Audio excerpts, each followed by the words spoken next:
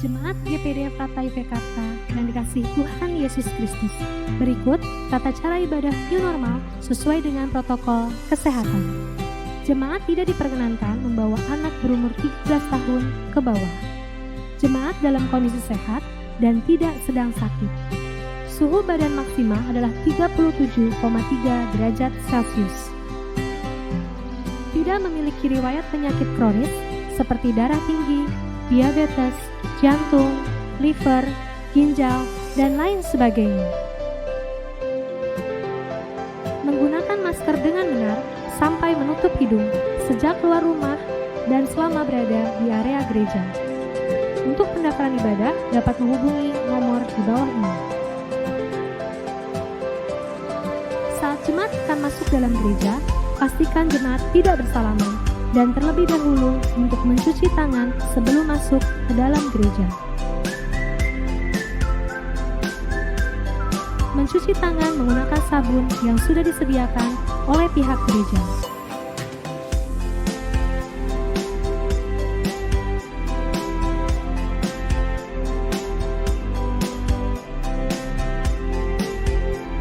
Kemudian, jemaat dapat mengeringkan tangan menggunakan tisu yang sudah disediakan. Ambil tisu secukupnya dan buanglah di tempat sampah. Kemudian, jemaat diharap membersihkan alas kaki dengan lap yang sudah dicampur dengan desinfektan. Jemaat akan dicek suhu badannya.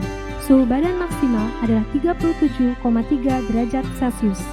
Jika melebihi suhu tersebut, jemaat dimohon untuk beristirahat di rumah. Di pintu masuk, jemaat akan diberikan hand sanitizer.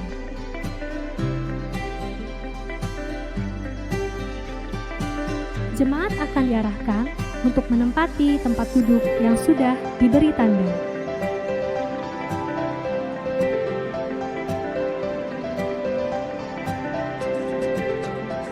Ikuti prosesi ibadah dengan baik dan khidmat. Untuk persembahan, setiap bangku akan diberikan amplop persembahan.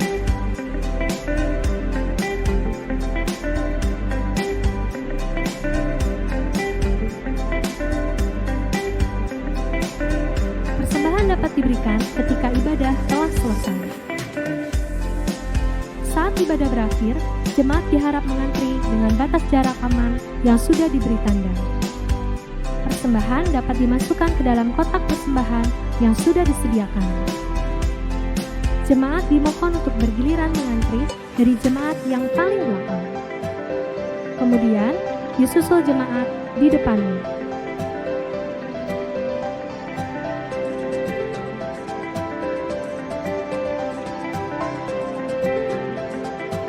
Jemaat diharapkan langsung pulang dan tidak berkerumun di area gereja. Demikian kewajiban yang harus ditaati oleh setiap jemaat dalam mengikuti ibadah new normal di gereja. Terima kasih, Tuhan Yesus memberkati.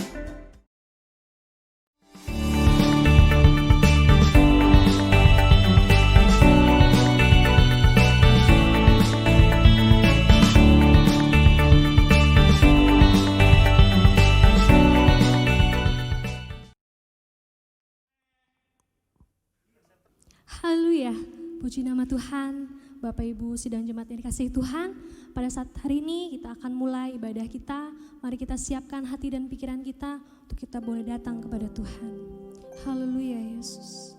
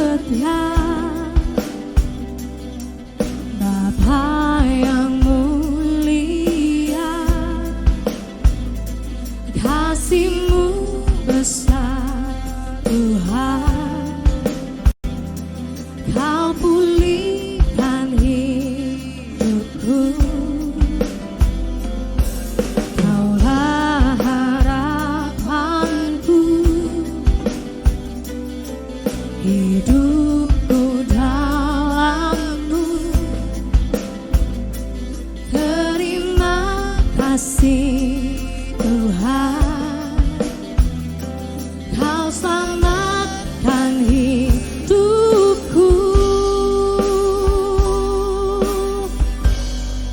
Dengan apa kan ku balas segala kebaikan-Mu? Segenap hatiku menyembah-Mu, Yesus. Ku bersyukur padamu. Dengan apa kan ku balas segala kebaikan-Mu? Segenap hatiku menyembah-Mu, Yesus. Ku bersyukur padamu selamanya. Terima kasih Tuhan, Kau Allah yang setia atas setiap kehidupan kami Tuhan. Terima kasih Yesus.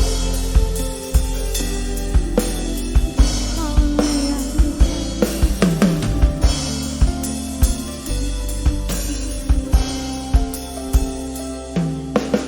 Allah yang setia,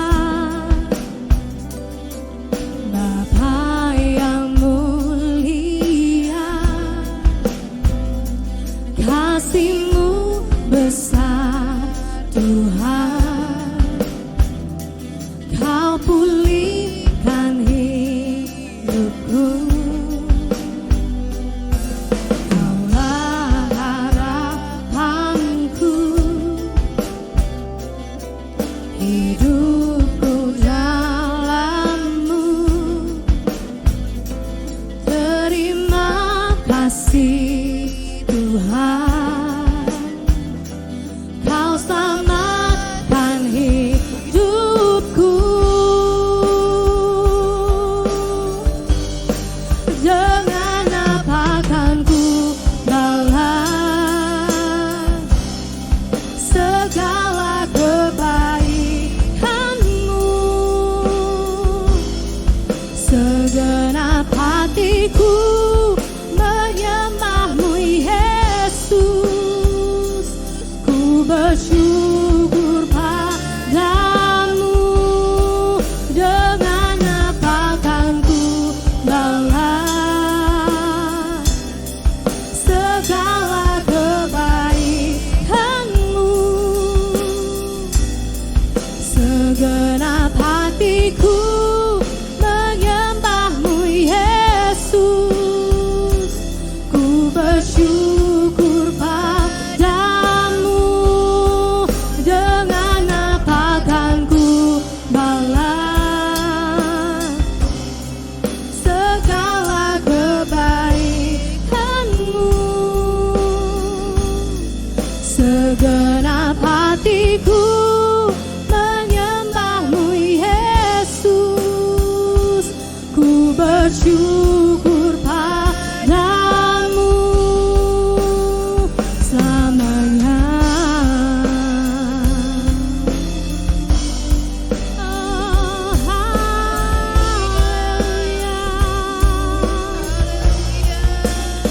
Terima kasih Tuhan, Kau Allah yang baik. Terlalu banyak Tuhan yang sudah Tuhan beri atas kehidupan kami. Terima kasih Tuhan sudah menjadi Tuhan yang baik bagi kami. Haleluya Yesus.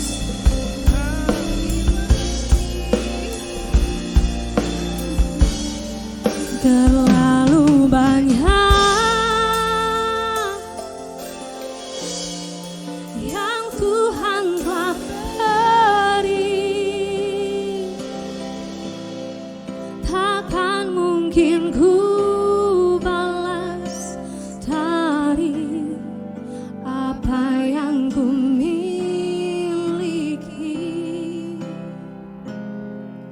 Ku persembahkan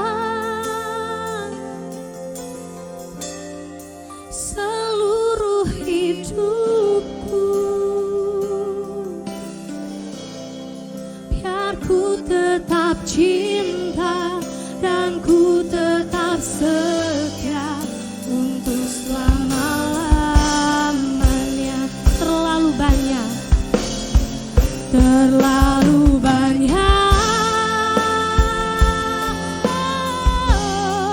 yang Tuhan telah beri, takkan mungkin ku balas dari apa yang ku miliki. Ku persembahkan seluruh hidupku,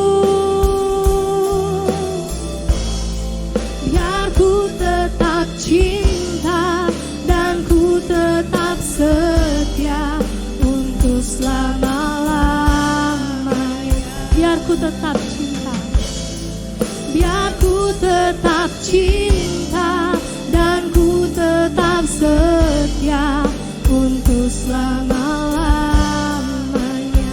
Biar ku tetap cinta, biar ku tetap cinta dan ku tetap setia untuk selama-lamanya. Segala pujian, segala hormat, kemuliaan hanya bagi-Mu Tuhan, Allah Bapa kami yang bertata di dalam kerajaan surga yang mulia, yang kami panggil dan kami sembah di dalam nama Tuhan Yesus Kristus. Terima kasih Tuhan sudah menjadi Tuhan yang baik atas kehidupan kami. Kami yakin dan percaya apa yang Tuhan beri selalu yang terbaik bagi kami. Tuhan, sebentar kami akan mulaikan ibadah kami serahkan dalam tangan-Mu. Kiranya apa yang kami perbuat boleh menyenangkan hati-Mu Tuhan. Di dalam nama Tuhan Yesus Kristus kami sudah berdoa dan mengucap syukur. Haleluya, amin. Puji Tuhan, kita akan percaya kita punya Tuhan yang baik, punya Tuhan yang kesetiaannya tidak pernah berubah, dulu, sekarang, bahkan sampai selama-lamanya.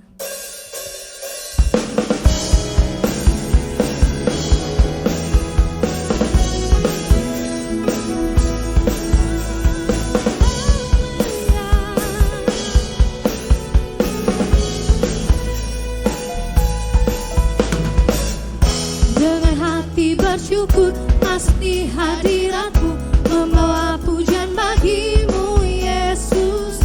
Ku memandang wajah-Mu, bersuka di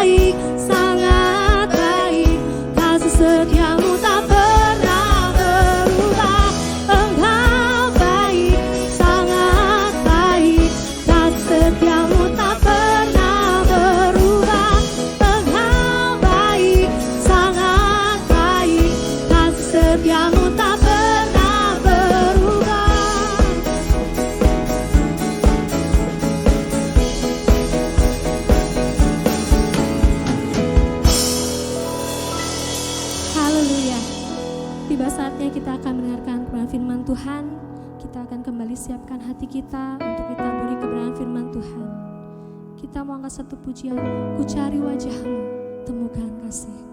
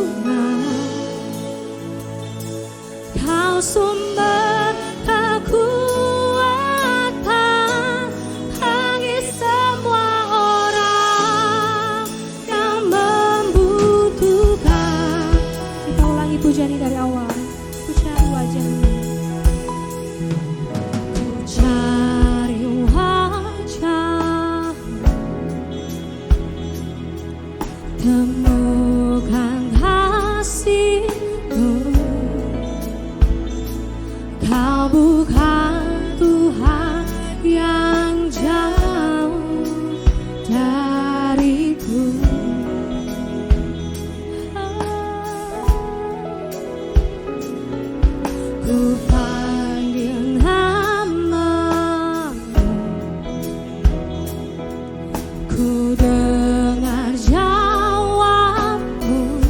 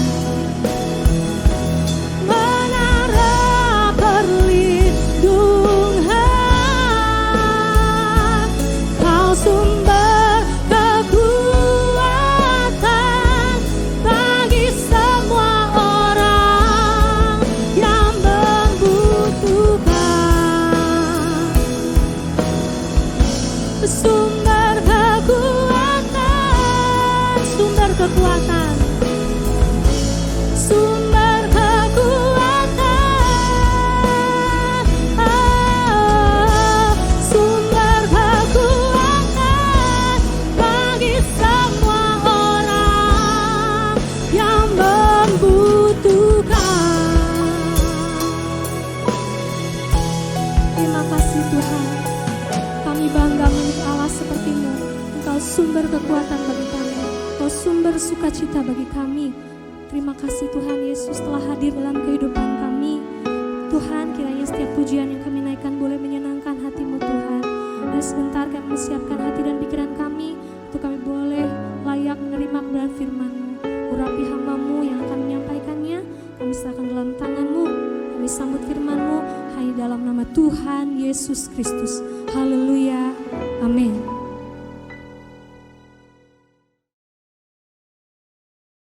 Haleluya, puji Tuhan. Saudara-saudara yang diberkati oleh Tuhan Yesus Kristus, kembali kita berjumpa dalam rangkaian ibadah online GPDI Efrata. Doa saya semoga kita semua selalu aman dalam perlindungan Tuhan.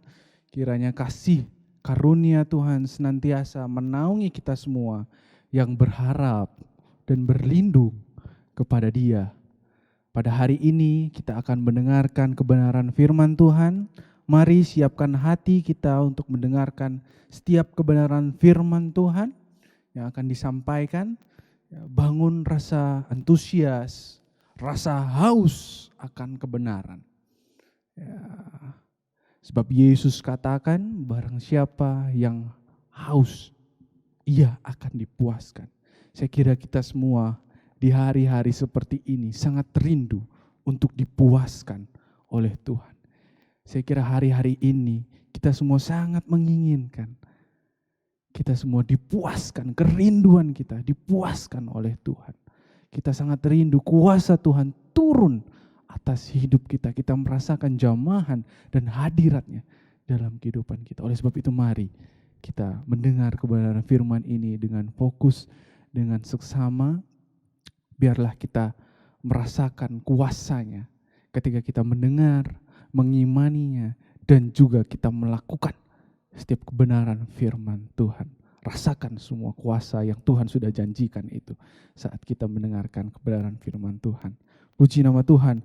Saudara-saudara, kita akan sama-sama membuka di dalam Matius 4 ayat 1 sampai 4. Ya. Matius 4 ayat 1 sampai 4. Demikian firman Tuhan, saya bacakan.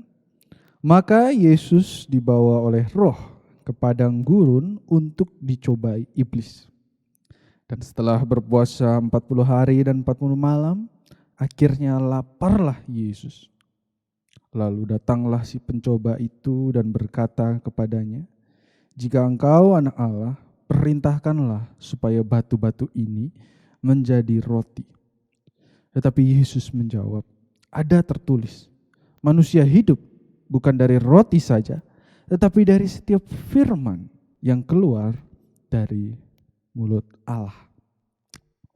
Puji Tuhan. Nah, saudara-saudara yang terkasih di dalam Tuhan Yesus Kristus, di dalam khotbah saya pada tanggal 3 Mei yang lalu, saya membahas tentang bagaimana cara kita melawan keraguan yang iblis taruh di dalam kehidupan kita. Ada 2 poin pada saat itu yang saya sampaikan. Yang pertama, melawan dengan firman Tuhan, yang mana nanti ini akan kita bahas di dalam perikop 4 ini. Ya, Matius pasal 4 ini. Ya, dan yang kedua, waktu itu saya sampaikan adalah mengubah mindset dan menghentikan segala pikiran-pikiran negatif tentang Tuhan. Dan mulai mengalihkan pandangan, mengalihkan fokus kita kepada apa yang Tuhan selama ini sudah kerjakan di dalam kehidupan kita. Segala kebaikan yang Dia sudah beri, segala kebaikan yang Dia sudah kerjakan. Mengecap dan melihat segala kebaikannya, maka akan membuat kita mampu melawan setiap keraguan yang iblis coba taruh dalam kehidupan kita. Seperti yang tadi saya sudah katakan, bahwa kita akan membahas di poin yang pertama tadi, melawan dengan firman Tuhan. Seperti yang sudah kita baca juga tadi di dalam Matius 4 ini, bagaimana Yesus mencoba melawan iblis. ya, melawan pencobaan yang iblis coba berikan dengan firman Tuhan. Dan kita lihat dengan firman Tuhan itu bagaimana kemudian iblis bungkam dan tidak dapat berhasil melakukan apa yang dia inginkan terhadap Yesus. Di ayat ketiga, saya ulangi sekali lagi, lalu datanglah si pencoba itu dan berkata kepadanya, jika engkau anak Allah, perintahkanlah supaya batu-batu ini menjadi roti. Di sini iblis tahu benar bahwa Yesus sedang dalam kondisi yang lapar, memerlukan makanan. Karena pada saat itu Yesus sehabis selesai puasa 40 hari, 40 malam. Tentu Yesus kemanusiaannya merasakan apa yang kita sebut dengan lapar. Nah, iblis tahu benar datang di saat yang tepat ya. Karena di dalam kondisi lapar itu seseorang akan sangat beresiko melakukan tindakan-tindakan yang di luar nalar, melakukan tindakan-tindakan yang tidak sesuai dengan kebenaran firman. Di dalam kondisi kelaparan, ya, lapar itu juga identik dengan kesusahan. Seperti yang kita mungkin alami pada saat-saat ini, pandemi corona ini membuat dampaknya cukup signifikan bagi umat manusia. Ada yang kehilangan pekerjaan oleh karenanya, ada yang penghasilannya berkurang, ada yang kegiatan aktivitasnya dibatasi, yang mana itu membuat kita menjadi menderita oleh karenanya. Maka akan sangat besar kemungkinan untuk kita mulai meragukan setiap pemeliharaan, setiap perlindungan yang Tuhan sudah beri, setiap pekerjaan yang Tuhan sudah beri, pekerjaan yang Tuhan sudah lakukan dalam hidup kita, akan sangat mudah kita mulai meragukan kebaikan Tuhan. Karena kita sedang dalam kondisi yang sukar, sedang dalam kondisi yang membutuhkan sesuatu, kondisi kekurangan katakan. Dalam hal ini Yesus sedang kekurangan makan, dia butuh makan. Ya. Nah, iblis datang pada saat yang tepat, mencoba menggoda Yesus dengan mengatakan, jika engkau anak Allah, perintahkanlah supaya batu-batu ini menjadi roti.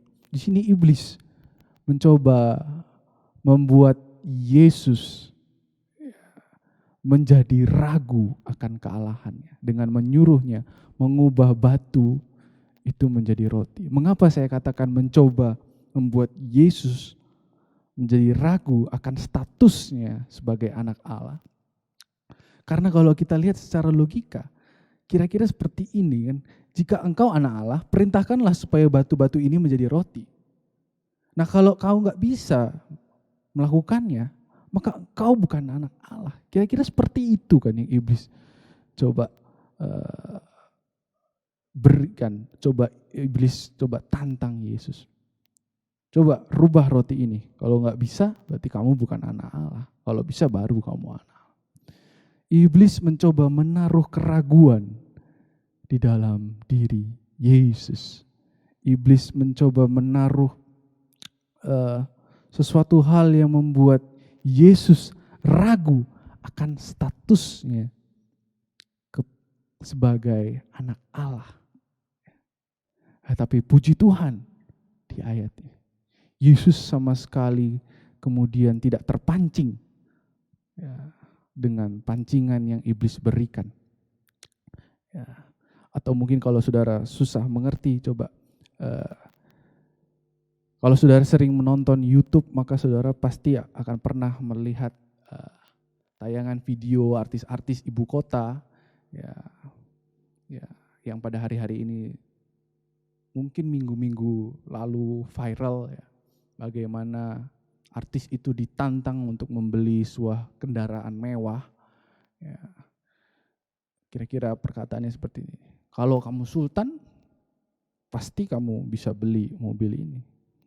Kalau kamu nggak bisa beli, berarti kamu bukan sultan. Kira-kira seperti itu statement yang diberikan.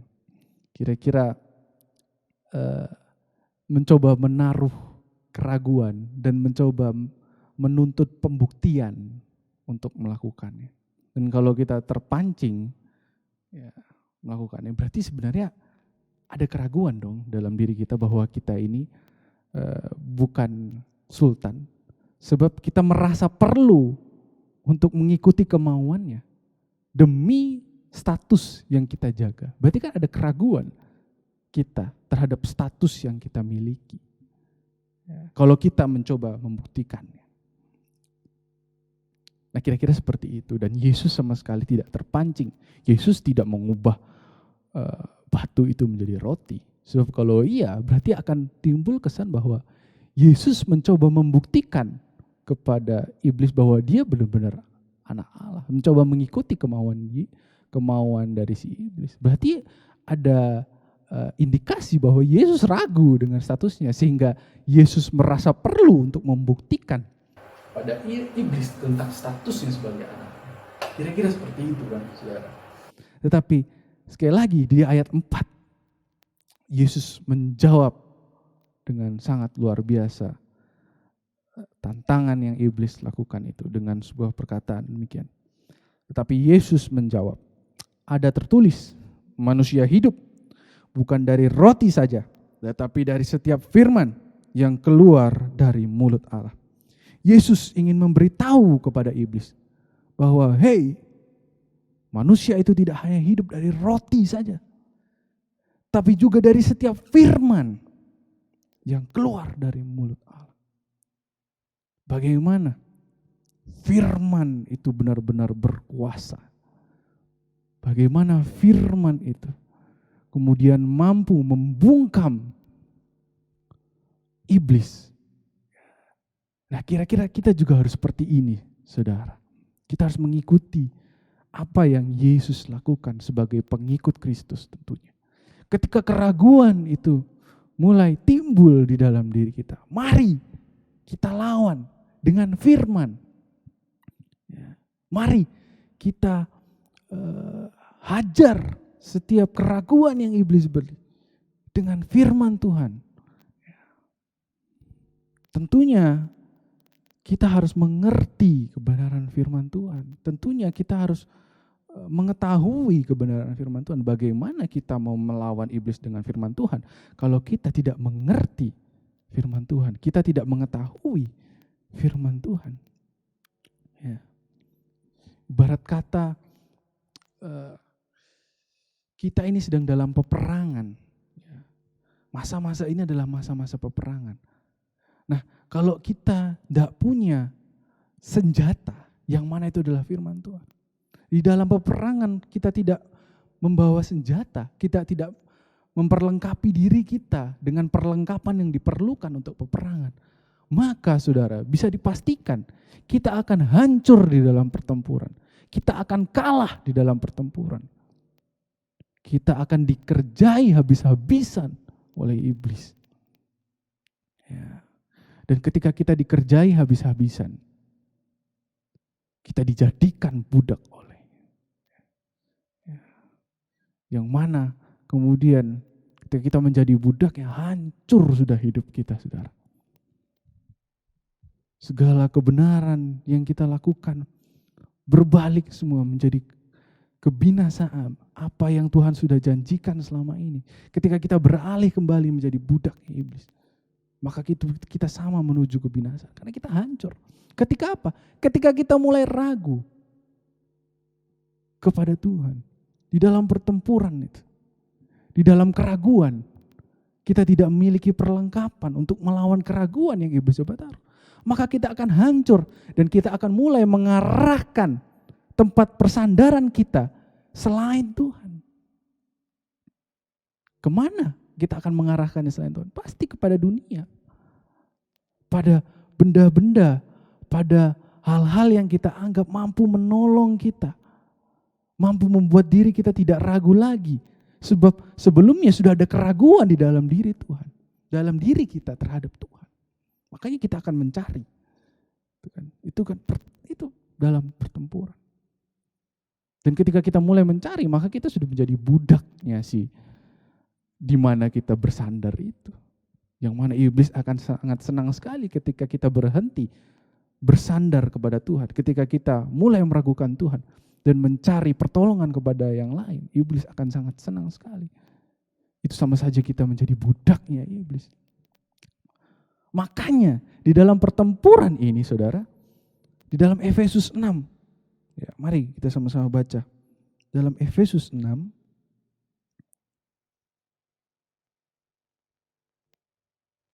ayat 10 dan 11. Ya. Ini adalah tulisan Rasul Paulus. Demikian firman Tuhan.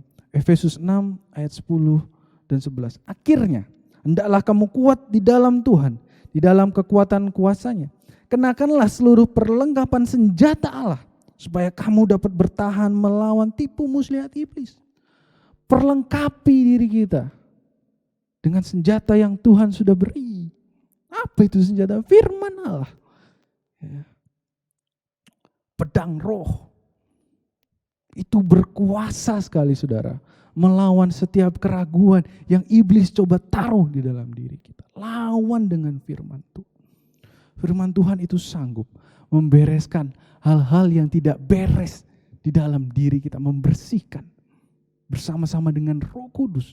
Dia akan membersihkan ketidakberesan yang ada di dalam diri kita. Yang disebabkan oleh keraguan yang iblis coba taruh.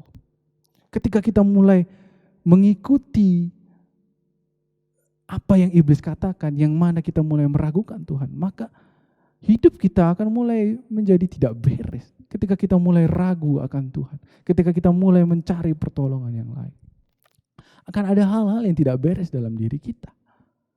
Oleh sebab itu firman Allah, sekali lagi, dan Roh Kudus bersama-sama dengan Roh Kudus, itu mampu membereskan.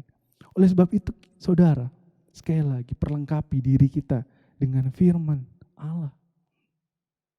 Jangan mau kalah dengan iblis.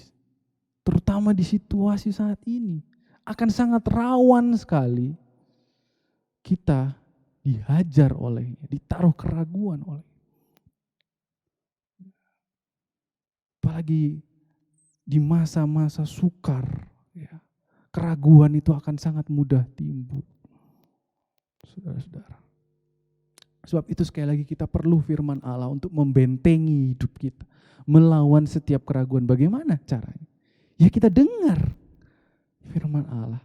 Kita terima setiap firman Allah yang kita dengar. Setiap hari bukan kita mendengarkan kebenaran firman Allah. Kita terima. Ya. Tetapi tidak hanya sampai di situ saja. Tidak hanya sampai kita terima. Tetapi kita imani. Dan setelah kita imani, kita lakukan di dalam kehidupan kita. Maka disitulah firman Tuhan berkuasa. Saudara, firman Tuhan itu kemudian membereskan, mampu menolong kita melawan setiap keraguan yang iblis taruh.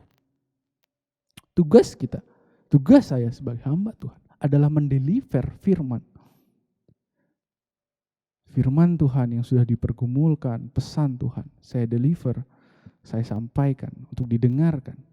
Nah, tugas yang mendengar adalah menerimanya dan melakukannya. Nah, kalau sudah diberikan tapi kemudian tidak diterima dan dilakukan, maka sekali lagi akan sangat mudah hidup kita terombang-ambing oleh situasi yang ada di dalam dunia ini. Yang sedang sukar ini akan sangat mudah kita meragukan kuasa Tuhan. Akan sangat mudah kita meragukan setiap kebaikan yang Tuhan sudah beri. Haleluya, saudara-saudara. Jangan sampai kita kalah di dalam pertempuran di hari-hari ini. Lawan kita ini, iblis ini sangat lihai. Hati-hati, saudara. Oleh sebab itu, sekali lagi, perlengkapi diri kita dengan firman Tuhan. Dan lawan setiap keraguan seperti yang dilakukan oleh Yesus. Iblis, manusia. Bukan hanya hidup dari roti saja. Tetapi dari firman yang keluar dari mulut Allah. Itu yang memberi kehidupan. Kalau kita makan roti, Itu hanya untuk mengenyangkan kita sementara. Tetapi firman Tuhan itu akan mengenyangkan kita selama-lamanya. Roti kehidupan itulah Yesus. Terima Yesus. Selalu berhubungan dengan Dia. Dengan apa? Dengan kita mencintai firman Tuhan. Firman Allah itu adalah pribadinya. Terima Dia, saudara-saudara. Lakukan firman Tuhan. Perlengkapi diri kita. Jangan sampai kita kalah dengan tipu muslihat yang dilakukan oleh iblis. Tuhan Yesus memberkati kita semua. Mari kita berdoa. Bapa di dalam kerajaan sorga, kami bersyukur Tuhan untuk segala kebaikan yang Tuhan sudah lakukan dalam kehidupan kami. Tuhan, kiranya firman-Mu yang berkuasa itu dapat tertanam di dalam hati kami Tuhan. Membereskan setiap keraguan yang iblis sudah taruh dalam hati kami. Membersihkan semuanya Tuhan. Sehingga Tuhan, sama sekali kami di dalam masa-masa seperti ini dijauhkan untuk mulai meragukan setiap kebaikan Engkau. Dijauhkan untuk mulai meragukan apa yang Tuhan sudah perbuat di dalam hidup kami. Mari Tuhan, perlengkapi diri kami dengan firman-Mu dan Roh Kudus-Mu menuntun kami, membimbing kami kepada setiap kebenaran. Terima kasih Tuhan untuk firman-Mu. Kami telah berdoa dan mengucap syukur di dalam nama Tuhan Yesus Kristus. Haleluya. Amin.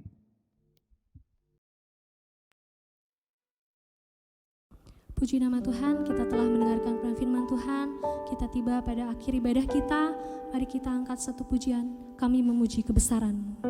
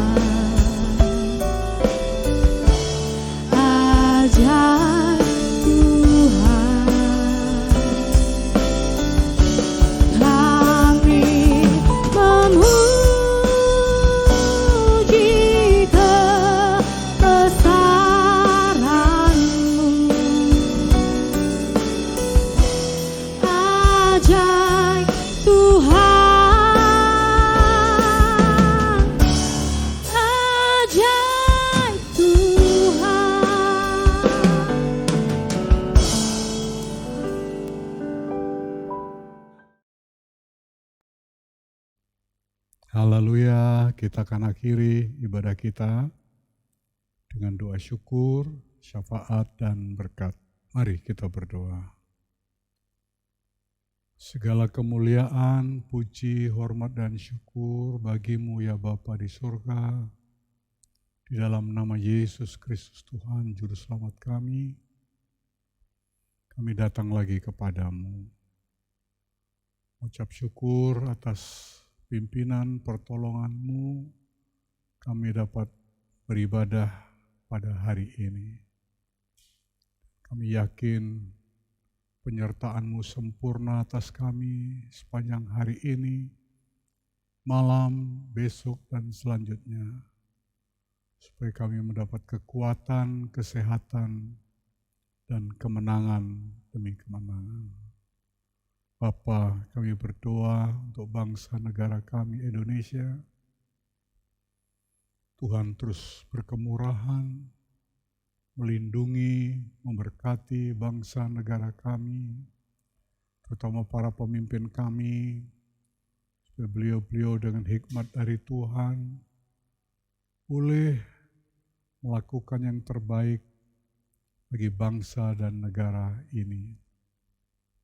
Tolonglah kami semua, ampunilah dosa dan salah kami, berilah jalan yang terbaik dari Tuhan, supaya kami segera keluar dari persoalan wabah yang telah berlangsung beberapa lama ini. Kepada siapa kami berseru, selain hanya kepadamu saja, Allah pencipta langit dan bumi yang menguasai segala-galanya. Kami berdoa terus untuk para pasien. Tuhan hiburkan, Tuhan taruh keyakinan pada hati mereka bahwa mereka akan memperoleh kesembuhan. Oleh karena itu kami berdoa untuk mereka, ulurkan tangan kasih kemurahan-Mu, jamah mereka. Kami yakin bagi-Mu tidak ada yang sukar jika Engkau berkenan memulihkan, menyembuhkan mereka. Di dalam nama Yesus Engkau jamah, Engkau sembuhkan mereka.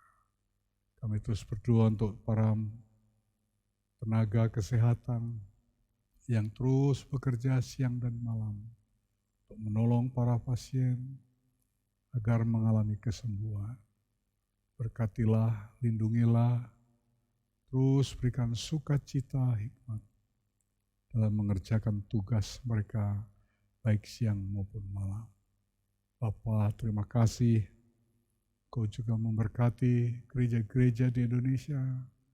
Pakailah kami semua tetap menjadi alat kenabian-Mu, mewartakan kebenaran-Mu, suara-Mu, sehingga bangsa negara ini diberkati sesuai dengan belas kasih dan kemurahan-Mu.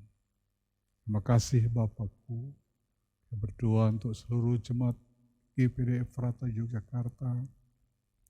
Biarkanlah belas kasihan dan rahmat-Mu melimpah untuk mereka.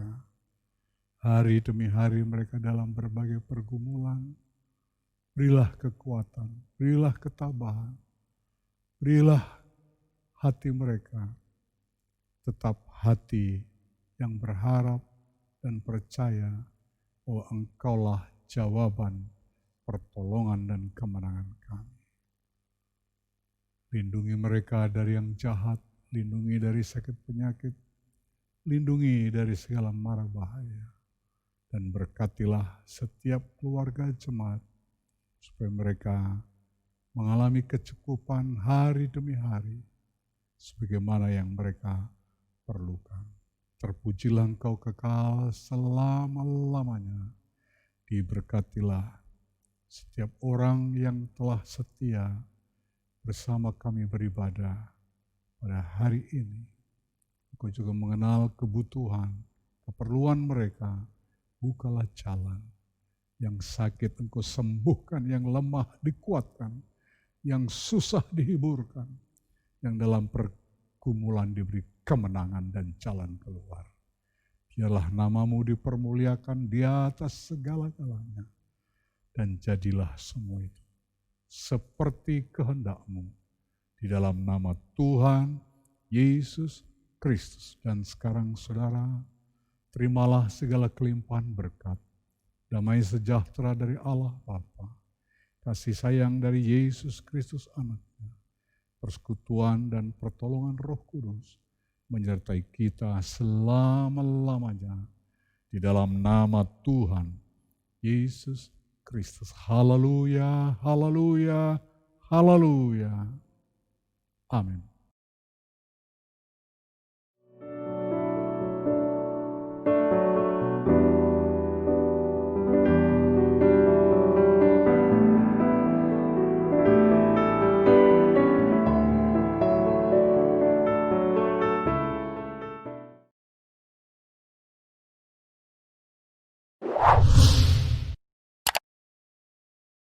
Subscribe channel YouTube GPDI Efrata Yogyakarta dan aktifkan lonceng notifikasinya untuk mendapatkan informasi seputar live streaming dan video khotbah terbaru lainnya.